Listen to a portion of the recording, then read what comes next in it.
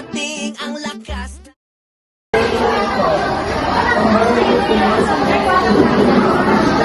Anak, pangako mo sa amin na kahit ang hirap ang buhay, hindi ko kita sa pag-aaral. Ito ang pag-asa namin. Opo, Nay. Pero minsan iniisip ko, paano kung hindi ko kaya? Ang dami ko nating gastusin.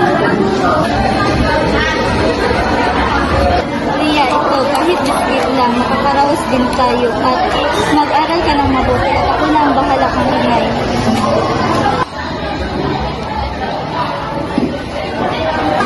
Ate, sobra na to. Paano ka naman? Basta ako, kapag nakagraduate ako, babawi ako sa inyo. Sa kabila ng kanyang sipag, si Lia ay nahihirapan dahil sa kakulangan sa pera para sa bayarin sa eskwela.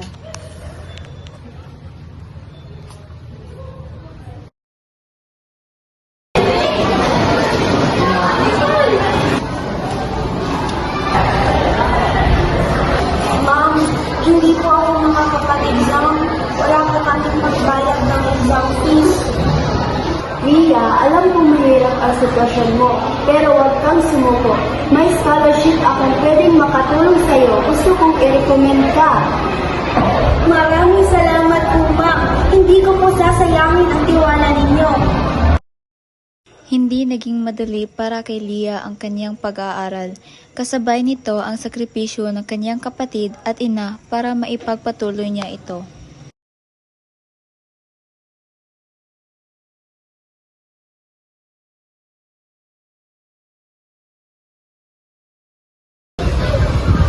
Ria! Ito, pambayad para sa tuition mo.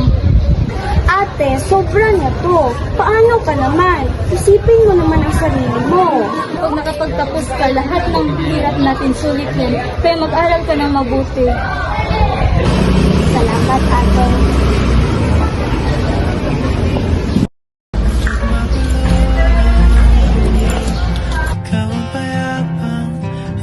Makakapagtapos kaya ako ng pag-aaral? Kakayanin ko ba? Paano ko masuklian si mama at ate? Ititigil ko na nga to. Harapin ko na lang lahat ng maayos. Kakayanin ko to. Sa kabila ng kanyang paghihirap, siya ay nakapagtapos. Lagyan mo sa salamat kasi mo sa pagpapagod mo at sa sakripisyo natin kapalitan sa tagumpay mo. Salamat, Nay. Salamat, ate. Pangako. Ito pala ang simula ng pagpapagod ko sa inyo. Lahat ng naman para sa akin.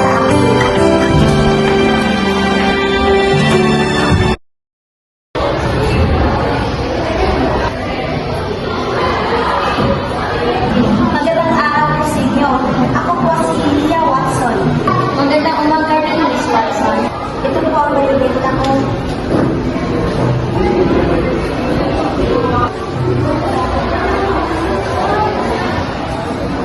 Matatanggap kaya ako sa trabaho? Sana matanggap ako. Lord, please. Impressive ang itong Maria. Ba, Miss Fernandez? Oo, tama ka, Miss Camila. Nakakawala na ang kwento ni Lia. Matanong mo nga, bakit gusto mo magtrabaho dito, Lia?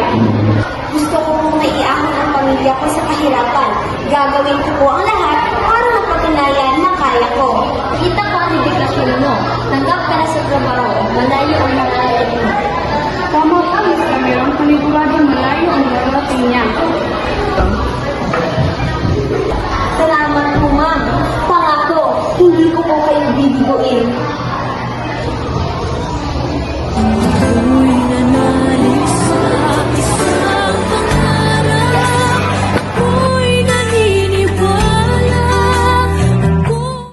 At doon magtatapos ang aking kwento. Ang aking kwento ang patunay na sa kabila ng hirap ng buhay, ang sipag, tiyaga at pagmamahal ng pamilya ang susi sa tagumpay. Kaya huwag kayong sumuko, patuloy lang sa buhay